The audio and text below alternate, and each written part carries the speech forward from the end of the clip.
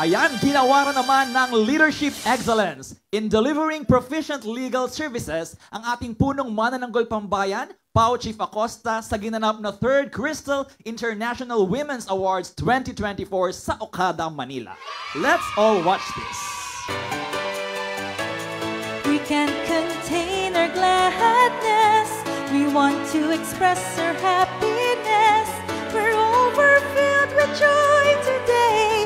We have a celebration for a good reason. The Crystal International Women's Award giving body once again highlighted women achievers in different fields and industries whose stories are bound to inspire generations of young women and men. This year's awarding ceremony took place at Okada, Manila, Parañaque City, where the awardees hailing from diverse backgrounds and stories of success, and one of them being the Chief Public Attorney of the Public Attorney's Office, Dr. Persida Virueda Acosta, DSD.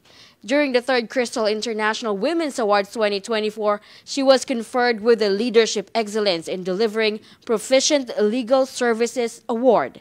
That timing couldn't be more perfect, for this award coincide with the celebration of Women's Month in the month of March. It is a great honor to be receiving this award of Leadership Excellence in Delivering Proficient Legal Services. Maraming salamat po sa pagkilalang ito. Women's Month ngayon, kaya Women Power. Ang katulad natin ay isang sundalo na habang nasusugatan ay lalong tumatapang. Ang bawat dugo, sugat at sakit na ating nararamdaman ay lalong nagpapatapang at nagpapagiting para ipaglaban ang kapakanan ng inang bayan. Pao Chief Persida Acosta is truly a champion of women empowerment. During her acceptance speech, she defined what womanhood is all about. Womanhood is not just a state of being. Womanhood is also a journey of becoming, of discovering one's talent, giftings, life purpose, and identity. And from these realizations come the appreciation of the positive changes we can uniquely make as a woman. She also encouraged women to explore their individualities and reach their full potentials. May this year be a year of discovering new heights in our capabilities, new depths in our identities, and new joys coming from the lips of faith we will take as fresh opportunities unfold along the way.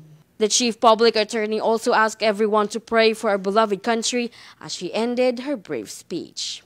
Lagi po nating ipanalangin ang ating bansa, ang ating inambayan, na manatiling payapa, maunlad para sa bagong Pilipinas at magkaroon tayo ng isang bagong umaga.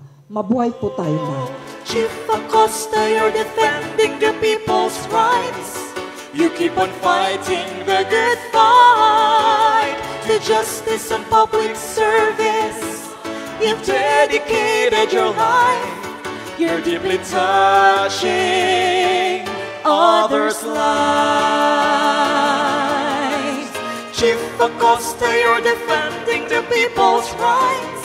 You keep on fighting the good fight. To justice and public service, you've dedicated your life. For #Pala News, I am Geraldine Ranyes, one with Pao Chief Persida Acosta, Justice Against Poverty.